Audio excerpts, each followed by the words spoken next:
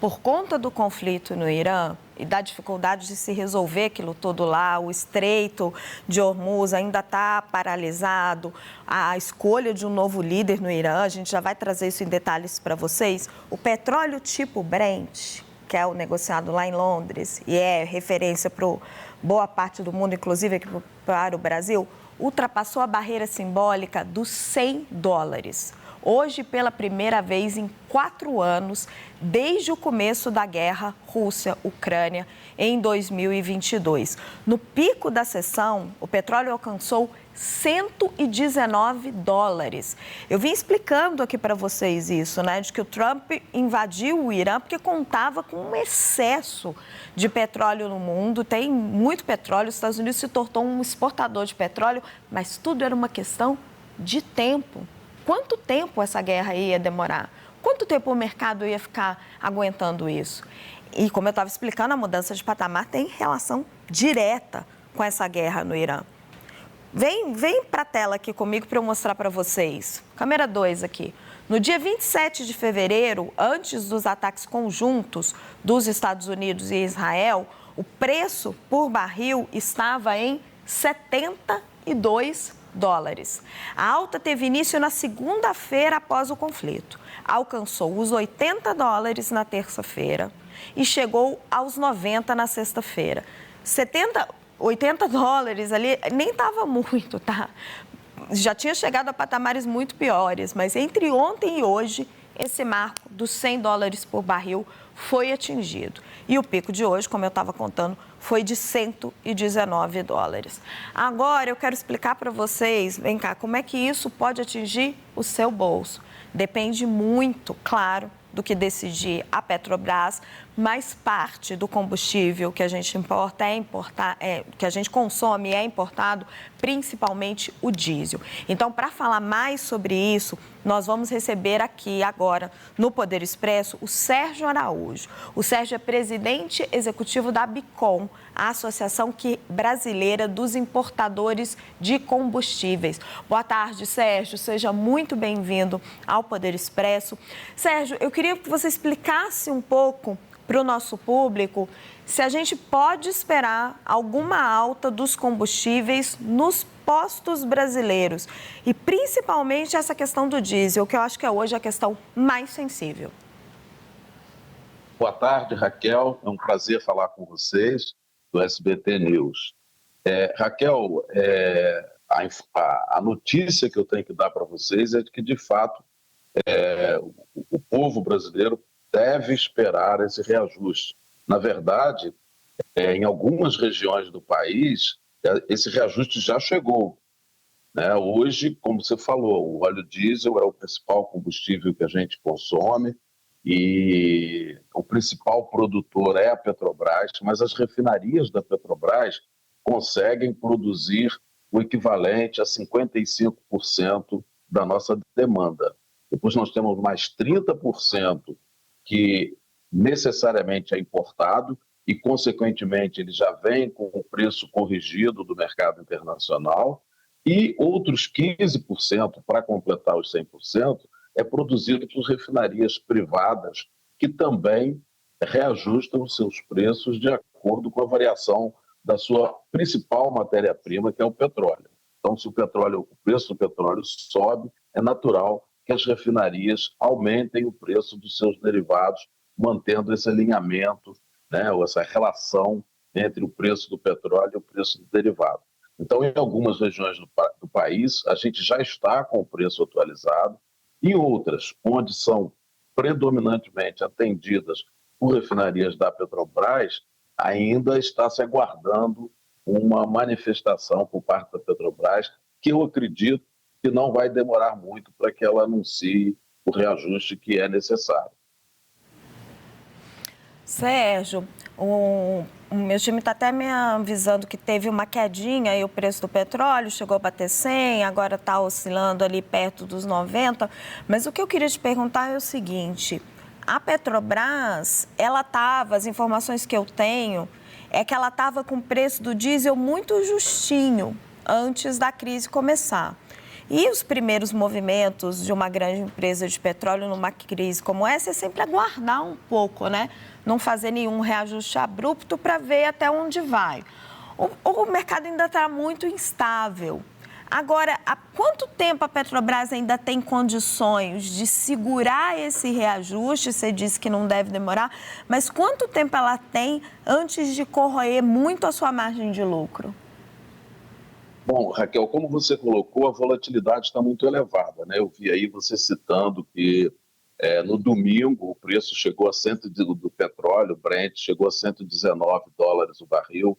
Hoje, pela manhã, ele estava em torno de 106, 107. E agora, no fechamento do dia, a gente já vê ele mais próximo do 90. Eu tenho aqui apurado, como a última vez que eu olhei, era 89,40. Então, já houve uma redução. Isso demonstra que, de fato, a volatilidade está muito elevada, o que impede de um movimento de preço por parte das refinarias da Petrobras acerte aí e elimine essa defasagem.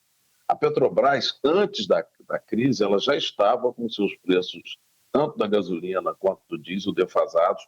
No caso do óleo diesel, girava em torno de 40 centavos por litro. E hoje, mesmo agora, no fechamento do dia, né, quando o petróleo caiu para $89 o barril, o preço da Petrobras está com R$ 1,53 por litro abaixo da paridade. Tá? Então, o que eu lhe digo é que não existe muito espaço, não existe para que a Petrobras segure esse reajuste de preço. Porque a Petrobras, como eu falei, ela é um agente dominante e o preço dela é uma referência. E quando essa defasagem está muito elevada, isso gera dificuldades na comercialização. Nós vimos ontem relatos de algumas regiões onde já existia uma falta de abastecimento. Não existia falta de produto, mas existia dificuldade de negociação das distribuidoras com os clientes por não saber como precificar. Eu vou vender pelo preço tabela Petrobras, que é como o comprador quer comprar, é o preço artificialmente baixo, ou eu vou vender pelo custo de reposição do produto que eu vou ter que comprar após a venda, que ontem estava aí mais de R$2 acima do preço Petrobras. Hoje está em 1,53. Então, se faz necessário mesmo uma ação rápida por parte da Petrobras para que o mercado possa trabalhar regularmente, as negociações acontecerem e garantir o abastecimento.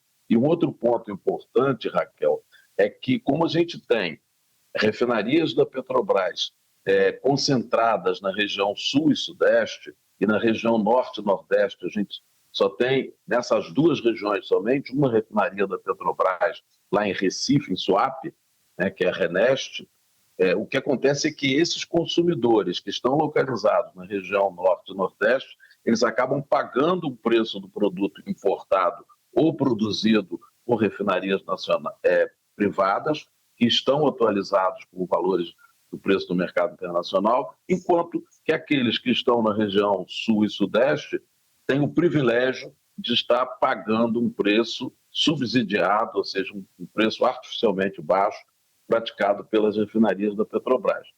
Mas, com essa diferença de preço, Raquel, de R$1,50 por litro, justifica um cliente da região Nordeste pegar o seu caminhão e retirar produto da região Sudeste, né? Rodar alguns quilômetros de caminhão, gastando mais diesel, emitindo mais gases de efeito estufa, e porque essa diferença de preço causa esse desarranjo nos fluxos logísticos. Não, impressionante, Sérgio. Só para o nosso telespectador ter mais claro, você disse que a defasagem no diesel hoje é R$1,50. Defasagem, gente, é a diferença entre o que a Petrobras está praticando no mercado nacional e o que está sendo praticado no mercado internacional. Isso dá um sinal do que pode vir de reajuste no diesel. O diesel impacta tudo, né? Até o alimento que a gente come. Em percentual, quanto que dá isso, Sérgio? para quem está nos Dá assistindo. 47% essa defasagem. É uma defasagem muito elevada. 47% de defasagem de preço. Isso dá uma ideia para nós do quanto pode vir de reajuste. Queria chamar a Natália Pruê para fazer uma pergunta, Sérgio. Oi, Sérgio, boa tarde. Na semana passada, a Petrobras anunciou um lucro líquido de 110 bilhões de reais em 2025. Eu quero saber, o senhor falou que, e a Raquel também, né, vocês falaram que há a expectativa de que venha uma decisão com reajuste para que eles não acumulem essa defasagem. A minha dúvida é, o argumento do lucro no ano passado pode ser usado para segurar essa alta, já que a gente está em um ano eleitoral, e vamos recordar aqui quando o presidente Lula troca o comando da Petrobras, ele troca porque diz que queria ter mais poder, né, de interlocução com o comando da estatal, Sérgio? Boa tarde, Natália. Essa é uma boa pergunta, realmente.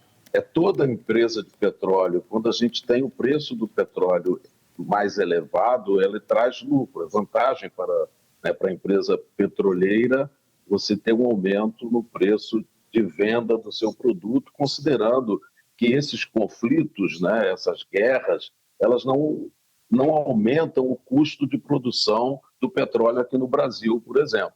Então, se o custo de produção está estabilizado e você tem um aumento no preço da commodity no mercado mundial, é uma oportunidade realmente para alavancar resultado das empresas petroleiras, todas elas sem exceção.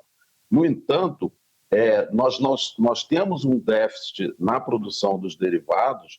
E quando a Petrobras não atualiza os preços dos derivados e compensa, subsidia, né, o preço do derivado com o faturamento e com a venda do óleo básico, do óleo, ela está deixando dinheiro na mesa. Ela poderia estar vendendo por um preço maior.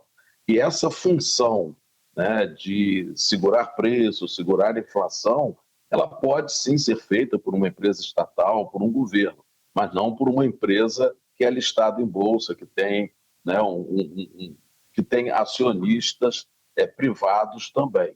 Então, eu acredito que esses preços do combustível artificialmente baixos, eles prejudicam o resultado da empresa. Ela pode ter um bom resultado vendendo petróleo, mas poderia ter um resultado ainda melhor se precificasse adequadamente os seus derivados. Sérgio Araújo, presidente executivo da Associação Brasileira dos Importadores de Combustíveis, muito obrigada pela sua entrevista aqui ao Poder Expresso. É sempre um prazer falar com vocês, Raquel, sempre à disposição.